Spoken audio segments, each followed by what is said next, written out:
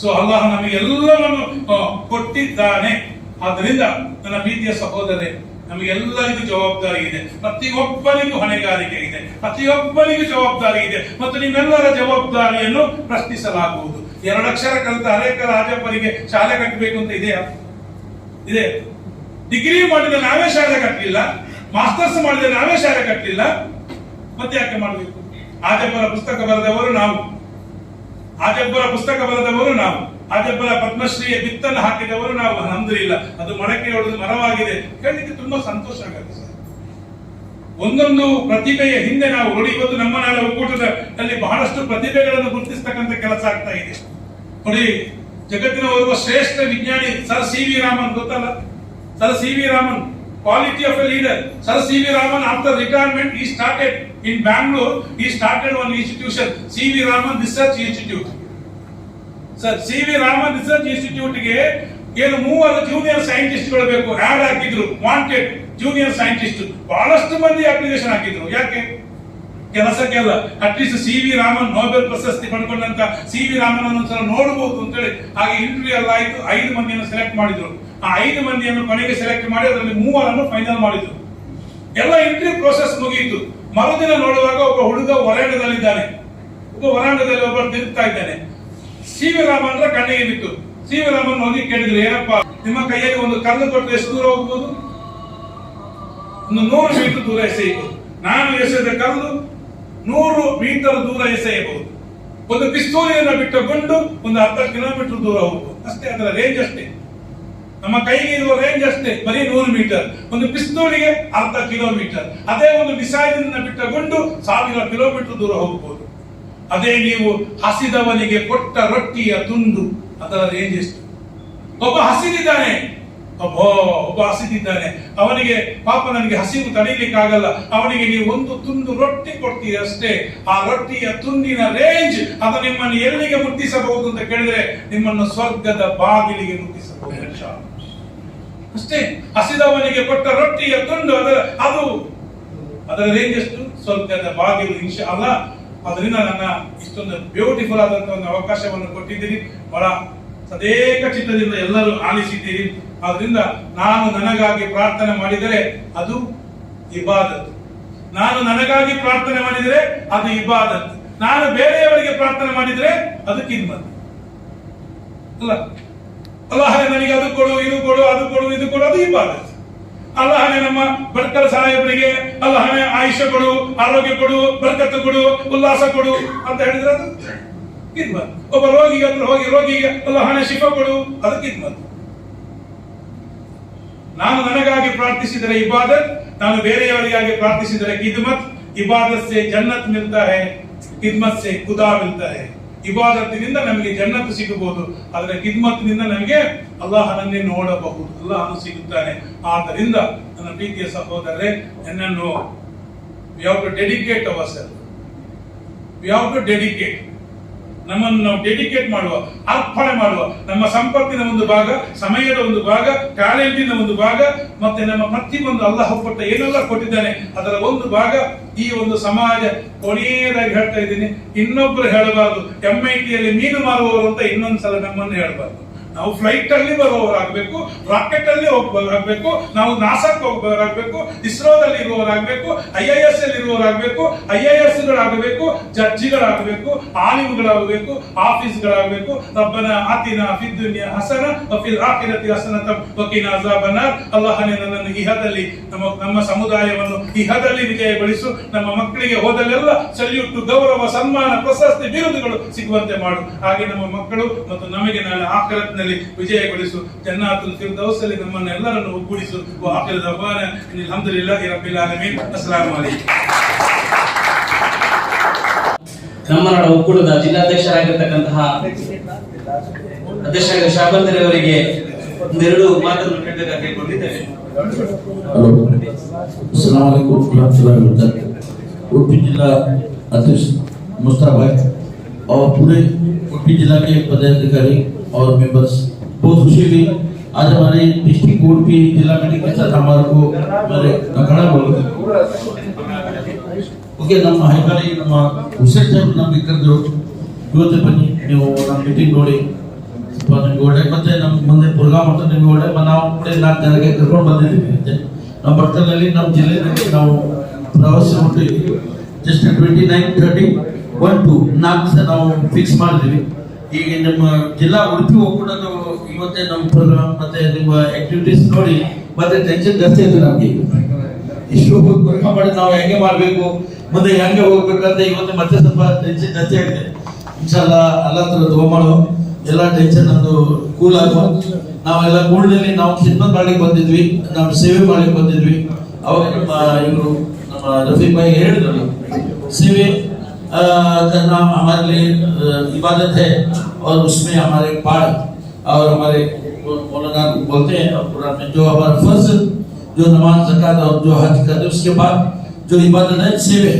वो पूरा हम लोग सेवे के ಎಲ್ಲ ನಮ್ಮ ಸೇವೆ ಸಭೆಗೆ ನಾವು ಎಲ್ಲ ಸೇರಿದ್ವಿ ನಮ್ಮ ನಾಡು ಒಕ್ಕೂಟ ಒಂದು ಯೋಜನೆಯನ್ನು ಪ್ಲಾನ್ ಮಾಡಿದ್ವಿ ನಾವು ಫಾಸ್ಟ್ ಹೋಗ್ಕೊಂಡು ಓಕೆ ಒಳ್ಳೆ ಹೋಗೋ ನಾವು ಎಷ್ಟು फास्ट सोलर यूज होते हैं ನಾವು गैस सोलर रहते बिस करके गैस बस होता है वैसा होने का जरूरत नहीं हम सब स्लो जाएंगे आराम से जाएंगे बहुत आराम भी नहीं सोने का भी नहीं अभी जो आप लोग ನೀವು ಈಗ ನೋಡಿದಲ್ಲ ಅವರು ಕೆಲಸ ಮಾಡಿಗ ಬದಲಾವಣೆ ಮಾಡಬೇಕು ಅದು ಸರಿನಾ ಯಾರಿಗೆ ಇಂಟ್ರೆಸ್ಟ್ ಇಲ್ಲದೆ ಸುಮ್ಮನೆ ಅವರಿಗೆ ಚೇಂಜ್ ಮಾಡಿ ಮತ್ತೆ ಜನ ಹೊಸ ಬಂದಿದ್ದು ಅವರಿಗೆ ತಗೊಳ್ಳೋದು ಅದು ಯಾರಿಗೆ ಬೇಜಾರಾಗಿ ತಗೊಳ್ಳೋದಲ್ಲ ಅವ್ರಿಗೆ ಇಂಟ್ರೆಸ್ಟ್ ಇಲ್ಲದೆ ಸುಮ್ಮನೆ ನಾವು ಜಬರ್ದಸ್ತಿ ಮಾಡುದು ನೀವು ಕೂತ್ಕೊಳ್ಳಿ ನೀವು ಅಧ್ಯಕ್ಷ ಆಗಿ ನೀವು ಸೆಕ್ರೆಟರಿ ಆಗಿ ಅದು ಸರಿಯಲ್ಲ ಅವ್ರಿಗೆ ಉಡುಪಿ ಜಿಲ್ಲೆ ಮತ್ತೆ ನಮ್ಮ ಮಂಗಳೂರು ಜಿಲ್ಲೆದು ಮೇನ್ ಮುಖಂಡರು ನಾವು ನಮ್ಮ ಜಿಲ್ಲೆನಲ್ಲಿ ನಮ್ಮ ಜಿಲ್ಲೆ ಅಂತ ಸ್ವಲ್ಪ ದೊಡ್ಡ ಜಿಲ್ಲೆ ಕಾರವಾರ ಡಿಸ್ಟ್ರಿಕ್ಟ್ ಉತ್ತರ ಕನ್ನಡ ಜಿಲ್ಲೆ ಅಂದ್ರೆ 11 ತಾಲೂಕಿತ್ತು ಈಗ 12 ಆಗಿದೆ 12 ಆಗಿದೆ ಹಾಲಿಯಾಲ್ ದಾಂಡೇಲಿ ಸೇರಿ ನಮ್ಮ ಹಾಲಿಯಾಲ್ ಅಂದ್ರೆ ದಾಂಡೇಲಿ ನಮ್ಮ ಬೆಳಗಾವಿ ಹತ್ರ ಬರ್ತದೆ ಮತ್ತೆ ಒಂದ್ ಸೈಡ್ ನಮ್ಮ ಹುಬ್ಬಳ್ಳಿಗೆ ಬರ್ತದೆ ಒಂದ್ ಸೈಡ್ ನಮ್ಮ ಶಿವಮೊಗ್ಗ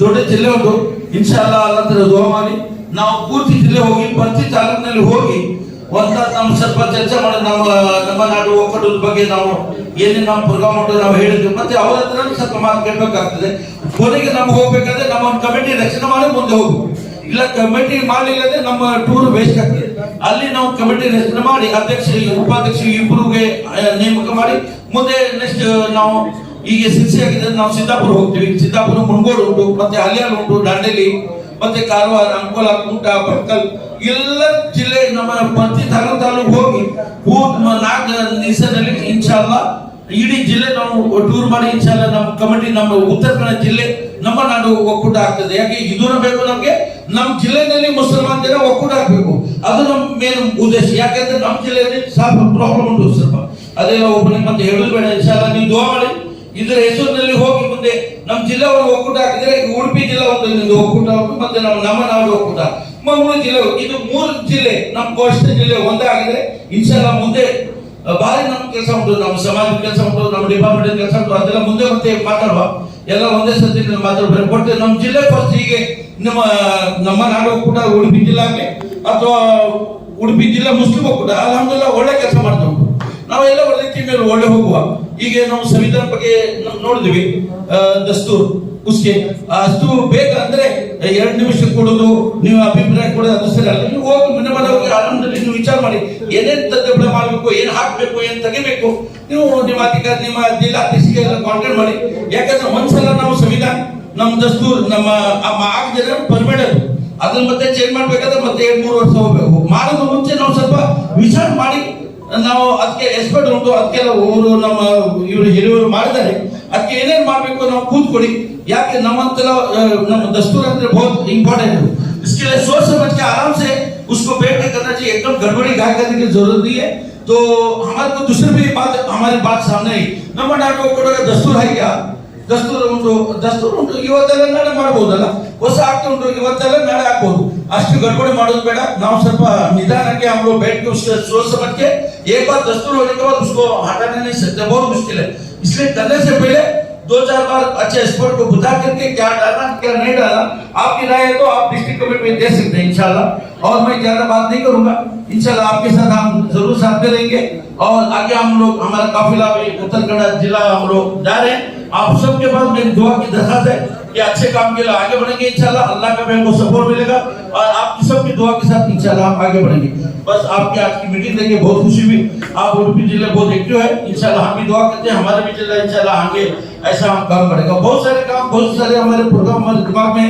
इंशाल्लाह हम नेक्स्ट मीटिंग में फिर बात रखेंगे इंशाल्लाह ओके आप हमको कुछ बुला के बात करने का मौका दिया, मैं सबका भी शुक्रिया अदा करते हुए मेरी बात को मैं खत्म करता हूँ। बाकी जवान अल्हम्दुलिल्लाह फिलहाल